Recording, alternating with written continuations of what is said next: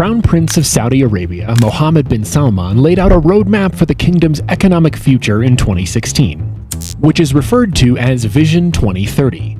According to that plan, Saudi Arabia will be transformed. It will liberalize its social norms and improve government services. It also seeks to diversify the economy away from hydrocarbons and increase job creation by increasing non-oil private sector participation. The goal of the Saudi economy's revamp is not only to increase diversity, but also to make informed job growth decisions. The goal is to have a more private sector-dependent economy than a government-dependent economy. The success of this plan will hinge on getting Saudis to work in the private sector and creating jobs that match people's skills. Saudi Arabia has become extremely wealthy thanks to the oil and gas industry. However, as the government has decided to diversify the economy, more industries will be involved in the job market in recent years, enhancing the industrialization process and creating more jobs for Saudis. The future of the country, with its nearly 34.81 million inhabitants, which is estimated to increase to 40 million in the year 2025, obviously lies within industrial development. Saudi Arabia has attempted to create a diversified economy for more than 4 decades, but with limited success.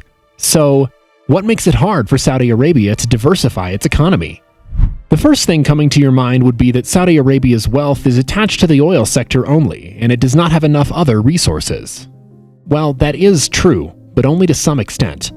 The economy of Saudi Arabia has historically been highly dependent on oil that is exported outside the Middle East, and extracting and exporting the oil depends almost entirely on technology developed extra-regionally, as the country owns 26.1% of the world oil reserves. At a production rhythm of 401.5 million tons annually, the reserve will last for another 50 years, a better situation than any other oil-producing country. However, iron ore, gold, and copper are among the kingdom's other natural resources, in addition to petroleum and oil.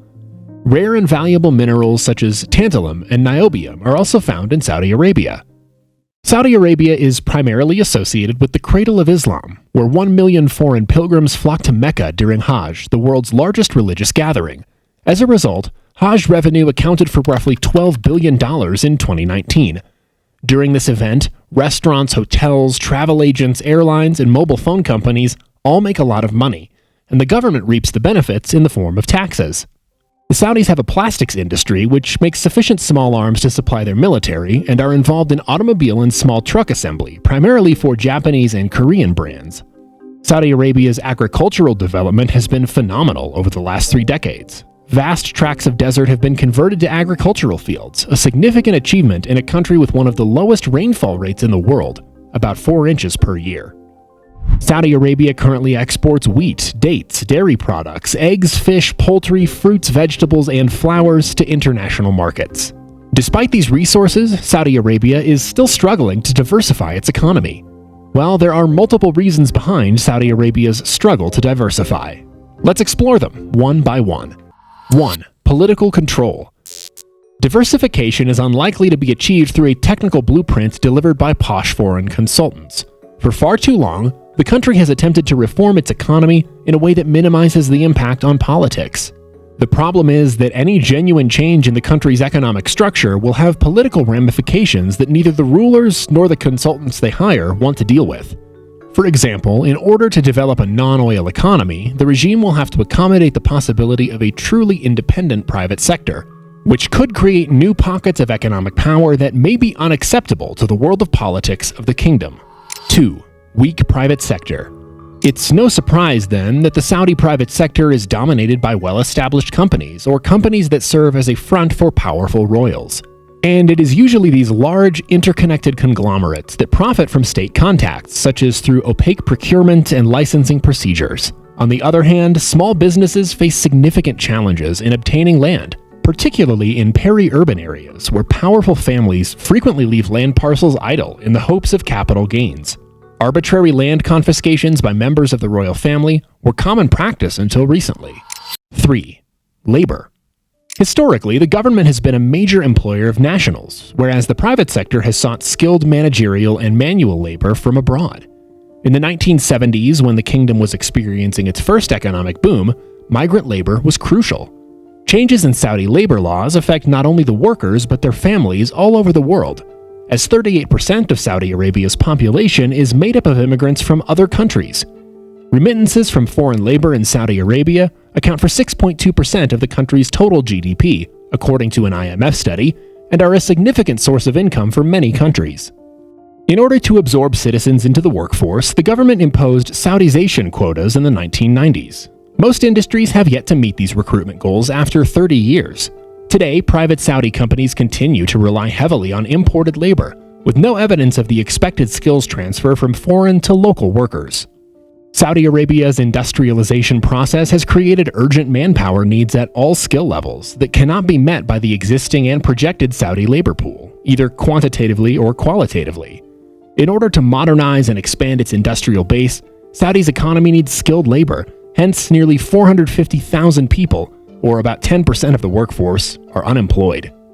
4. Manpower and education. The education system of Saudi Arabia has focused on preparing citizens to be loyal to the monarchy and Islam while neglecting secular, market-oriented skills. Citizens still want to be compensated in the socialist fashion of the past. A strong educational system is the most important tool for equipping Saudi workers with the skills and knowledge required for successful industrial development. According to new estimates, over 500,000 Saudis between the ages of 15 and 34 are illiterate. The most efficient use of Saudi manpower can be achieved by reorganizing the existing educational system, which should include both male and female students. If Saudi Arabia is to engage in large-scale industrialization, as it must, it will clearly require far more skilled talent and intellect than the existing educational facilities can produce. 5. Doing business in Saudi Arabia is a challenge for foreigners. Saudi Arabia offers many opportunities for foreign businesses due to its vast land and appeal to tourists. Saudi Arabia, the world's largest exporter of petroleum, has used its wealth to build several thriving cities. Despite its promise, doing business in Saudi Arabia comes with its own set of difficulties. Saudi Arabia's government has established strict quotas for hiring nationals. Foreign companies, on the other hand, may find it difficult to find a sufficient number of qualified nationals to meet their requirements. Some companies claim that obtaining visas for expatriate professionals is difficult. Now, you must be thinking, can Saudi Arabia move away from oil dependence? Saudi Arabia's oil exports to China have decreased dramatically as a result of the pandemic's reduced travel. Furthermore, as a result of the pandemic, Saudi Arabia's oil exports to the rest of the world have decreased. The sharp drop in oil exports has contributed to a drop in the country's GDP, from 0.3% in 2019 to negative 6.8% in 2020. These figures demonstrate how Saudi Arabia's economy suffers as a result of its reliance on gas and oil. Unfortunately, up until now, rather than resulting in genuine economic concessions, business as usual has prevailed. The only concessions made were financial concessions in the form of low-interest loans, salary increases, and free bonuses. However, such temporary appeasement without changing the game's underlying rules is unlikely to last long. Without a new political settlement that caters for a future beyond oil and conflict, economic diversification will be difficult, if not impossible, to achieve. Hence, the diversification of Saudi Arabia is easier said than done. So, is there anything that must be done in order to diversify Saudi Arabia's economy? At the very least, the region requires a new economic reform discourse that mobilizes public support for 2 or 3 key concessions that elites must make in order to achieve long-term economic revival. However, in this regard, Crown Prince of Saudi Arabia, Mohammed bin Salman, has put forward Vision 2030, which aims to transform society, diversify the economy, create jobs, and raise the level of ambition throughout the country. Over the next decade and a half, the kingdom would be better prepared under the program for a future that is less reliant on falling oil revenues. In accordance with the plan, Saudi Arabia announced its intention to sell shares in state-owned oil giant Aramco and establish the world's largest wealth fund.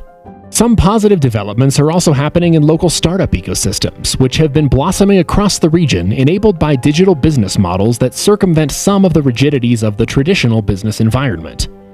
However, the Vision 2030 project is expected to suffer from the loans taken up by Saudi government, as well as the aftershocks of the COVID-19 pandemic. Lower oil prices and COVID-19 prompted Saudi Arabia to borrow $26.6 billion after depleting its foreign reserves and announcing a $32 billion stimulus package in 2021. The debt of the kingdom may rise further after the government raised the debt ceiling from 30% to 50%. As a result, Saudi Arabia will have to behave more like a normal national economy in terms of how it spends and raises money, such as by raising taxes.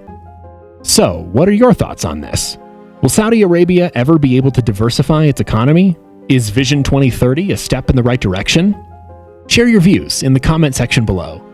And if you found this video informative and enjoyed the content, make sure to subscribe to our channel and hit the like button, as we frequently upload such informative videos. Thank you for watching.